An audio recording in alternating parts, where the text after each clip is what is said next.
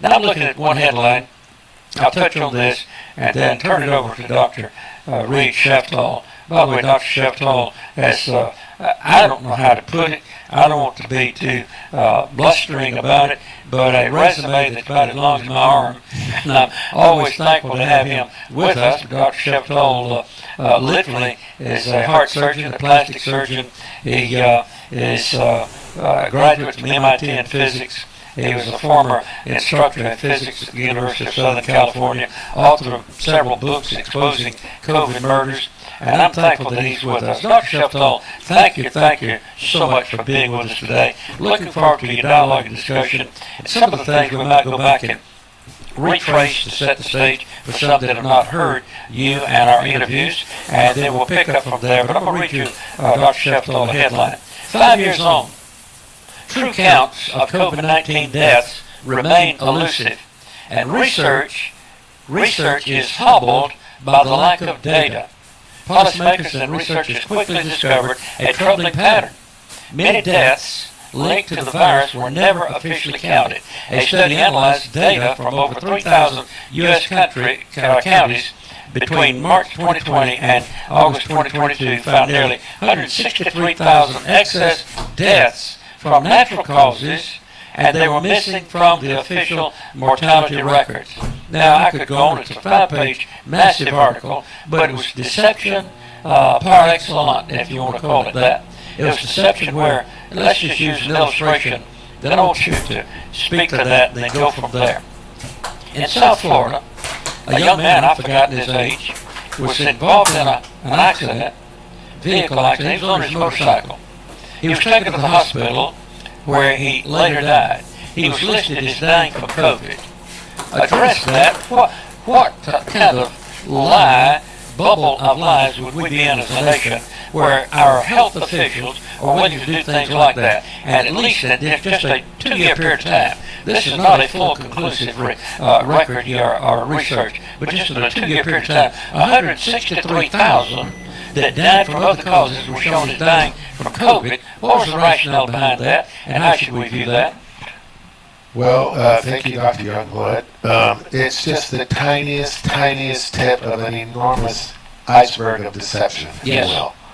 I know about that case where the motor vehicle accident was assigned to COVID, but that was something that, again, was a tiny fraction of what they got away with. The CARES Act was a mistake, in my opinion. That was the act that paid hospitals extra cash for testing for COVID, for calling the patient's diagnosis COVID, for putting people in the ICU, for putting them on ventilators. Putting them on ventilators accounted for $38,000 for each time that was done for the hospital. Right. And I don't know if you've heard this, but 2020 and 2021 were the highest profits for hospitals recorded in history. Right. And they did it because they got all that extra money from the CARES Act, which none of which should have been added to the normal reimbursement. Good example of what you're saying. Yes, good example of what you're saying. The Ascension Hospital Group, one of the larger ones in America, and that time frame that you just spoke of, their net profit was up 571%. Net profit, 571% increase because of the CARES financial embellishment that caused hospitals and doctors and medical associations to go for the dollars and not be concerned about the patient. Am I too critical on that? No, not at all. And Ascension was the medical group that was bribing the doctors to vaccinate their patients. Have you seen that? Yes. That it was exposed by Representative Thomas Massey Yes. of Kentucky. I spent the weekend again watching the ACIP meeting. And remember, ACIP stands for Advisory Committee on Immunization Practices. It's the committee from which Robert F. Kennedy Jr. fired all of the people on the committee a few months ago and caused an enormous uproar. Yeah. But I'll tell you, it was a good thing that he did, because I've been watching the hearings since then, and what the original committee members got away with is absolutely criminal. I was going to talk about, if we have time, how trials are, what are the pillars of a proper trial, and then show how hepatitis B, which is the vaccine of note right now, about whether or not they should continue it, how hepatitis B failed on all of those pillars of the quality trial. It's just disgraceful what they allowed to go through and be injected into our babies. Hepatitis B, is one of the injections that occurs on the day of birth. Yes. Did you know that there are 2 vaccines that are injected in utero before the child is even born? Did not know that. Isn't that disgraceful? I'll tell you. If you'd allow me, I'd like to talk about what I learned from that, and then we can. I'd like to. Let me trace a rabbit or two first. Okay. Sure. I'm looking at the headline that says FDA to tighten vaccine rules after memo ties COVID-19 shots to child deaths. Explain that. I think you're familiar with it. Okay, could you say that one more time, please? It's where the FDA has discovered that COVID-19 shots are associated with child deaths. Yes, right. Vinay Prasad, who works at the FDA now, is in charge of vaccination, and he put out a very strong statement this week that said they can now connect some child deaths to the COVID vaccine. It was a very strong statement. Up until now, the narrative people, the government narrative people, have been denying that the vaccines cause death in children. He says he can prove it. Yes. That a number of children have died from it. In fact, with this article alone, it says they have discovered at least 10 died immediately after receiving COVID-19 shot. Right. Well, I can, from what I've already explained on your show, Pastor, you can see how that could easily happen, because the vaccines, which are mod RNA molecules inside a lipid net, as we know, were based on the genome of the so-called SARS-2 virus, okay? And that virus made a genome that exists only in silico, not in real life, as I've explained many times. Yeah. And I've explained how I came to that conclusion.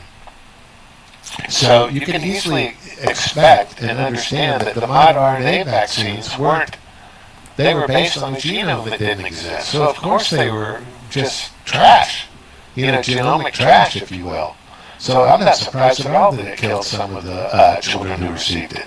Not at all. And that's what their research shows. We don't know how many others, because let's face it. Can I just interject something real quick? Yeah. There's a former physicist, actually he's still a physicist, but he's diverted his academic practice now to statistical analyses. His name is Denny Rancourt. He's from Canada.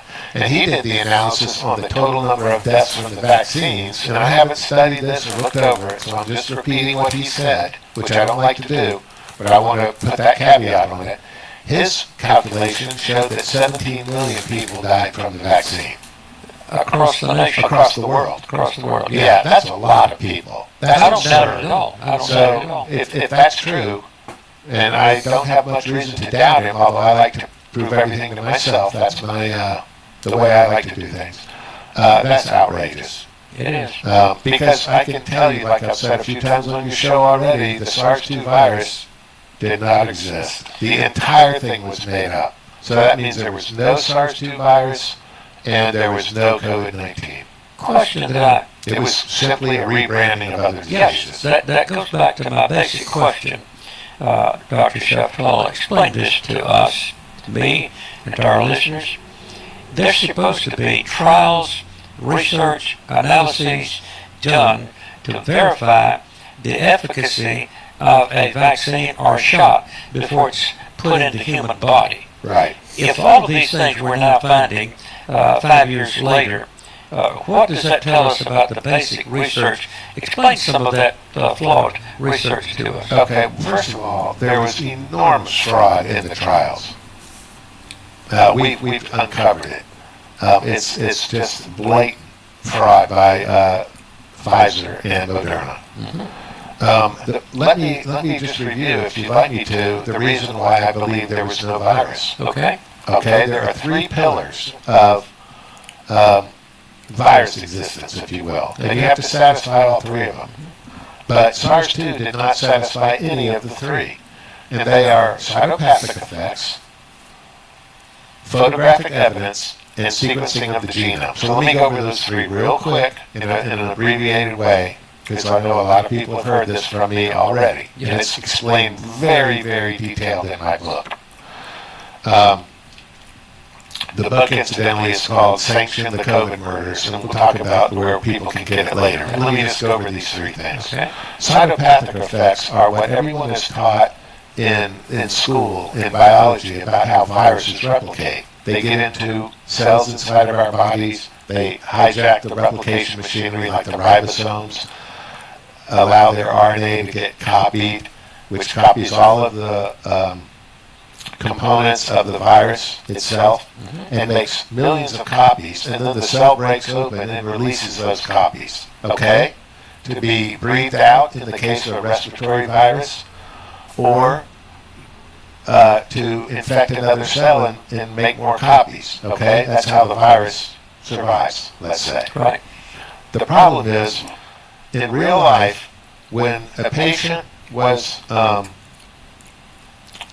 underwent bronchoalveolar lavage, which is when we put water down into their lungs, under anesthesia, of course, slosh it around a little and suck it out, we get a liquid that has RNA in it, it has viruses in it, supposedly, it has bacteria in it, it has human, it has RNA and so forth from the patient himself, etc. And the way that cytopathic effects are demonstrated in real life is they assume that there's a virus in that bronchoalveolar lavage fluid, and after removing big pieces of cellular debris and so forth, they pour it over a culture of African green monkey kidney cells, if you've ever heard that. They're called Vero cells. And they also supply fetal bovine serum to the mix. And that's to keep the cells alive for a few days. Then they increase the amount of antibiotics, of gentamicin that's in there, and amphotericin B, and both of those are toxic to kidney cells. And that's very key to this whole thing. And then the cells start to break open, and particles, they appear in the milieu of the broken cell. And they're calling those viral particles, okay? And they're saying they came from the bronchoalveolar lavage fluid, right? Which is mixed over the Vero cells. But we've done experiments now where we don't even add the bronchoalveolar lavage fluid. So there's no way a virus could be involved in the breaking open of the cells. Follow me? Yeah, so we still see those same cells there. And even the Journal of Virology has said that there is no way you can tell the difference between an exosome, which is what those brown things are, and viruses. This is the Journal of Virology, who is of vested interest in proving that viruses exist. Okay? So we've proven that you get the cytopathic effects when you don't even add the potential virus in the bronchoalveolar lavage fluid. So that's one of the pillars that doesn't work. The other one is photographic evidence. When we see those round particles after the cell is broken open, we need to look at them with an electron microscope, right? Because they're too small to be seen with a light microscope. Okay, they're only 100 nanometers in diameter, and the visible spectrum of what can be seen with a light microscope goes from 400 nanometers to 700 nanometers, because those are the limits of the visible spectrum in the electromagnetic spectrum. And I don't mean to get too technical there. I'm just saying that we have to look at what comes out of a cell that's broken with an electron microscope, because they're too small, that literally they're invisible. They can't be seen with a light microscope. So the photographic evidence fails. The Journal of Virology says that nobody can tell the difference between an exosome, which is what those things are. They're not viruses, and a virus. And I know they're exosomes because exosomes always appear when there's cell damage. Okay, always. It's a known fact by all biologists. And it fails on the photographic evidence because the virologists are claiming that those are viral particles, but they appear when we don't even let the bronchoalveolar lavage fluid be poured over the legs. Do you follow me? So we know they're not viruses. So that's pillar number 2 that fails. Pillar number 3 is sequencing the virus. And the problem with that is the way they isolate viruses, they spin it down, they spin the bronchoalveolar lavage fluid down in a centrifuge. Yes. And centrifuges, as you know, and the audience knows, separate things based on density. Yes. So something like lead, a lead ball and a ping pong ball are going to be in different bands if they spin around a lot. The lead's going to go further out in the test tube, if you will. Correct. Okay. Now, here's the problem. Yes, you can separate DNA from RNA because they have different densities. One's deoxyribonucleic acid, and the other one's ribonucleic acid. So they're different, and they're going to have different densities. So they'll separate into different bands. And proteins also will find their own band. But you can't separate RNA from people, from viruses, supposedly, from bacteria, from fungi. RNA is RNA. So you cannot separate those out. So what you end up doing is, without me going through next generation sequencing completely, basically what happens is they find millions of these things called reads, which are short pieces of RNA in the bronchoalveolar lavage fluid, and they assemble them into a genome. A computer does that. People don't do it, a computer does it. And that's why it only exists in silico, because computer chips are made out of silicon. So it's kind of a nice way to talk about made in the computer. Made in We call it computer, in yes. silico. So that making the correct genome for the virus fails completely. It makes a genome that doesn't even exist in nature. Right. And that's what the vaccines were based on. So it's ridiculous to think that those vaccines are going to keep you from transmitting anything that exists in nature. Absolutely. And that's why very quickly, very quickly during the process, less than a month after the vaccines came out, I made a video and wrote a paper and explained to everyone that these things aren't blocking people from, they're not preventing people from getting the disease at all. I looked at Israeli data to do it because they were more efficient at getting shots into the arms, vaccines into the arms. And I proved it first. And it wasn't until April that the CDC data jocks agreed with me and agreed that I was correct. Absolutely. In fact, Dr. Sheftall, I believe we can summarize this portion. I'm looking at the headline, "We were lied to about everything about COVID," says Robert F. Kennedy Jr. We were lied to, he said, about everything around COVID. That's a pretty, how would you say, large statement. Strong statement. Strong statement. Very Absolutely. strong statement. So that kind of summarizes what we're talking about thus far. Ladies and gentlemen, we're going to take the top of the hour news break right after the news. We'll be right back as we continue to face the issues.